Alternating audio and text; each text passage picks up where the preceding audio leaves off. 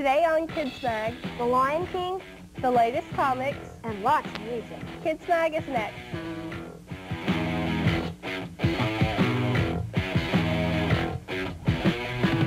Good morning and welcome to Kidsmag.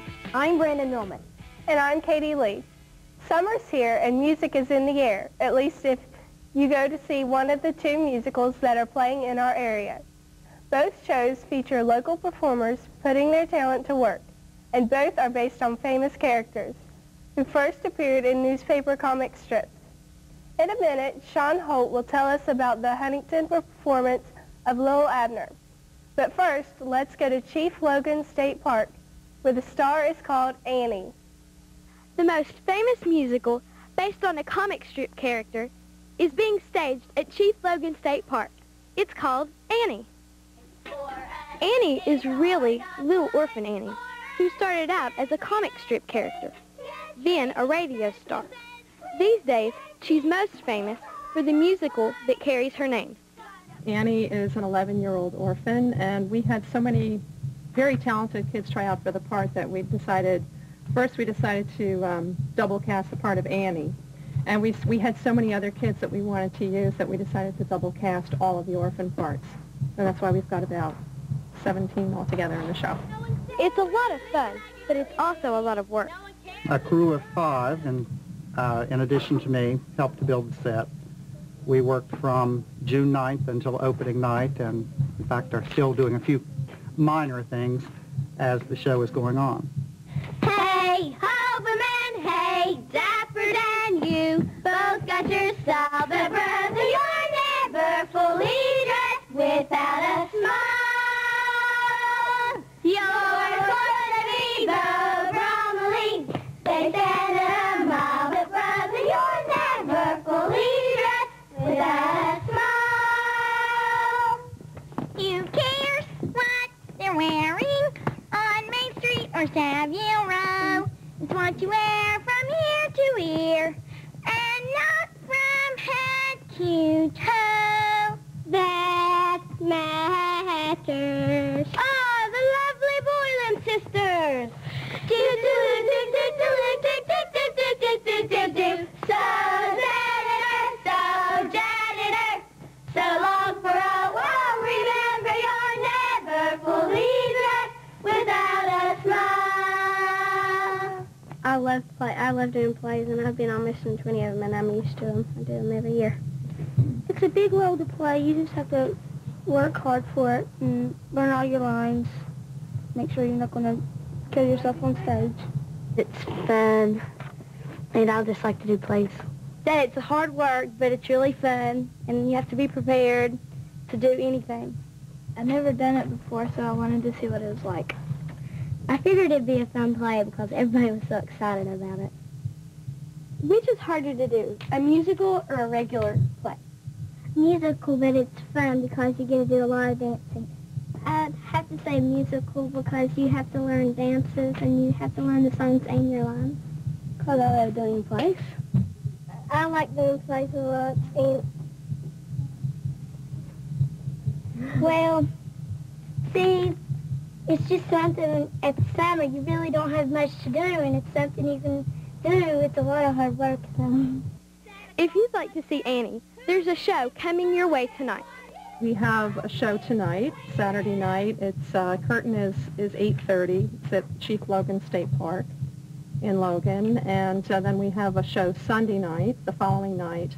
And then the following week we have shows July 13th through the 16th, which would be Wednesday through Saturday. I'm Erin Williamson, reporting for Kidsmag. He was once the most famous hillbilly of them all, but these days you'll expect to see Little Abner starring in a musical. The country's in the very best of hands, the best of hands, the best of hands. The nation says it's flying through the sky, and government expenditures have never been so high. It makes a fella get a gleam of pride when he lives out to see how our economy expands. Little Abner started life as a comic strip created, written, and drawn by Al Capp. And in the 1940s, 50s, and 60s, It was one of the most popular comic strips. Well, Little Abner is a really fun show, all about the people of Dogpatch, Mammy, Pappy Yoakum, Daisy Mae, Abner, all about how these people from the outside, from Washington, D.C., come in to try to get rid of their town. They want to find some place that's unnecessary, some city across the country, that they can just blow off the face of the map and practice using their atom bombs, their atom bombs. They call them atom because everybody talks with an accent. And so Dogpatch USA, they love their town, and they don't want it to be bombed. So they try to find every way in the world to save their town. The musical tells the story of Daisy Mae's attempt to trick Abner into marrying her and what happens when the government decides to take over their homes in Dogpatch. The musical features quite a few young people in different roles. Well, I've always had the love of theater, and I enjoy being around people, love being on stage, and it's a great experience. Why do you enjoy taking part in performances like this? I don't know, it's just fun to be on stage and see the audience. If you'd like to catch the adventures of the friends and family of Little Abner, you can catch the play today and tomorrow at 8:30, or next Friday, Saturday, and Sunday at 8:30 at Huntington Ritter Park Amphitheater.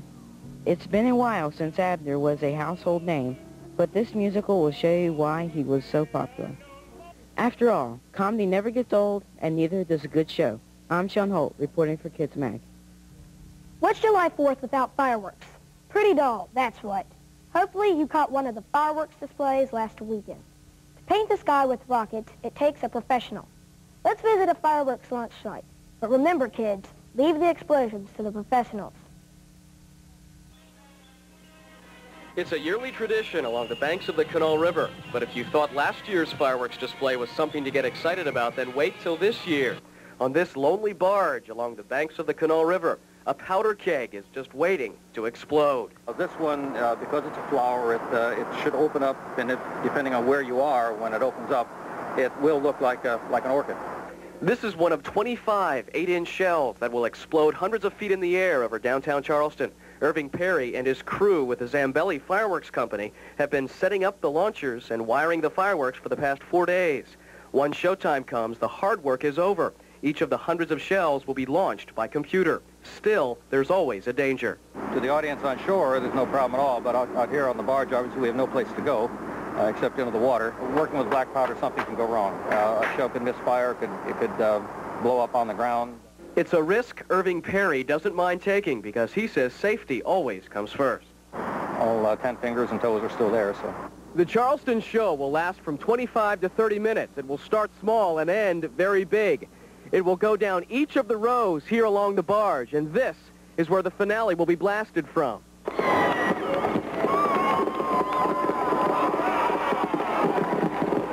A few months ago, we told you about the beginning of an inline street hockey league in Huntington. Here's an update of that story, as the hottest new sport around gets bigger all the time. We call it roller hockey, and most of us started out rollerblading or playing ice hockey. So, you know, if there's no ice, this is the next natural thing, roller hockey.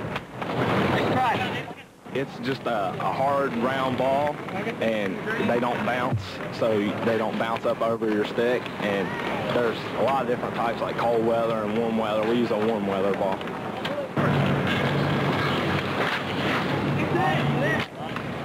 Skates and a stick. That's all you need. Guys come out in pads. In hockey, when you stop, you dig into the ice and you can stop. But in rollerblades, you just kind of have to turn quick and turn all the way around and try to slow yourself down enough to control where you're going because, I mean, you can't dig into asphalt. There's enough for a league. We just need help getting one started.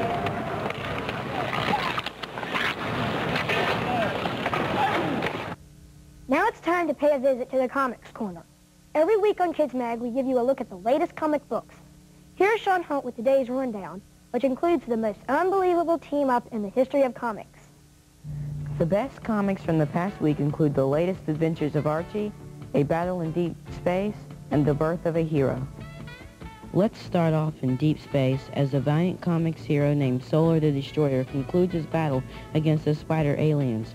But to defeat them, he'll have to take on the most powerful weapon in the universe. The most unlikely team in comics has to be the stars of Archer and Armstrong. One is a martial artist and the other is a super strong immortal who's also a fat slob. In their latest comic, they get caught in the middle of a custody fight as bullets start flying. Once a year, Valiant puts out a special yearbook. That's a double-sized special edition. In the first Bloodshot yearbook, that hero survives an explosion and falls in love with the woman who rescues him. But can he make the ultimate sacrifice to keep her? Over at Malibu, Prime celebrates his first anniversary, but he has trouble closing in from two sides. His secret identity may not be secret much longer, and two powerful enemies are on his trail. In issue number 7, the detective called Firearm is hired to find a missing girl, but ends up hanging by a thread high above Seattle. In the latest issue of Prototype, 3 people slug it out to take the place of the old hero in the armor. But what happens when the original returns and wants his old job back? In Star Trek Deep Space Nine, the station is in danger of shutting down completely, and the only chance to fix it is to team up with an old enemy. The daughter of Dreadstar is looking for revenge against the aliens who destroyed her village, but to track them down, she has to visit an old friend of the family. The breed are half man and half demon, and the 5th issue of that miniseries features a no-holds-barred battle against an army of demons. Over at Image Comics, the new men take on the strange bad guy called Girth, but he's a pushover compared to the monster that's just around the corner for that group. For a great buy, check out the Archie Digest magazines, from Archie's Double Digest to Jughead Jones Digest magazine, and the Teenage Mutant Ninja Turtles Classic Digest. They all give you lots of comics for one low price. Summer is vacation time for Archie and his friends too, and you can see what they've been up to in Archie's Vacation Special.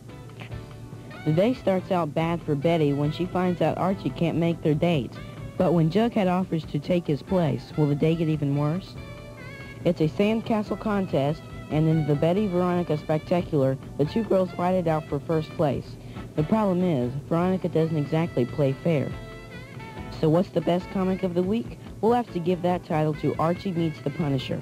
No, really, it's a good comic book. The Punisher arrives in Riverdale looking for a red-haired, freckled-faced crime boss, and guess who gets caught in the middle? It's a wild and funny story. And it's probably the last time you'll see these 2 characters team up. That comic and the others we've listed here are all good reads and should be on your buying list. From the Comics Corner, I'm Sean Holt. The sky was the limit for hundreds of kids last week at science camp. They got to launch homemade rockets, built their own computers, and put on a magic show using chemistry. It was part of Camp Virgil Tate's annual science camp for students from Kanawha and Putnam counties. Now it's time for a recommended reading segment. Every week on Kidsmag, we give you a look at some of the latest books. Today, let's check out 2. They're both about the problem that comes up when you have to say goodbye. Summer of My German Soldier by Betty Green is the story of a special friendship during the 40s. Patty Bergen leads a difficult life before the summer of her 12th birthday in the 1940s. She has no friends, and her parents strongly dislike her, though she doesn't know why. Her father occasionally beats her. Patty's one friend is their housekeeper, an African-American named Ruth. But Patty soon has a secret she can't even share with her. That summer, the U.S. government decides to build a prisoner of war camp outside of Jenkinsville, Arkansas, the town where Patty lives. Patty meets Anton, a German prisoner of war in their father's store. Then, a few nights later, sees him running through the field behind her house. Anton has escaped from the prison camp.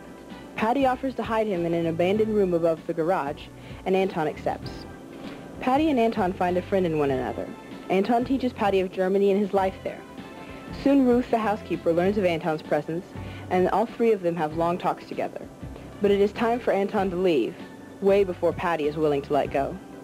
This is a wonderful book, and I highly recommend it to older readers. Also available from Betty Green is Morning is a Long Time Coming, the compelling sequel to Summer of My German Soldier.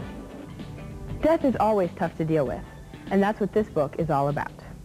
Ghost Brother by C.S. Adler, author of Always and Forever Friends, is the story of Wally, a young boy having trouble dealing with the death of his older brother, Jono. Jono was popular, a great athlete, and a daredevil. One day he saw a kid drowning in the river and without a second thought jumped in. Jono and the kid were both killed. Wally hates Jono for leaving him, then decides that to bring Jono back he must be like Jono. But can Wally turn himself into another Jono? And should he really want to? Ghost Brothers is a sweet story of lost identity. I recommend it for an afternoon of easy reading. I'm Rachel Fink. Coming up next on Kidsmag, we'll try to catch that wascally wabbit, Bugs Bunny. So don't go away. News. You said you wanted a different look at the story, and you need air power to get it. Jumper 13, you are cleared for immediate departure.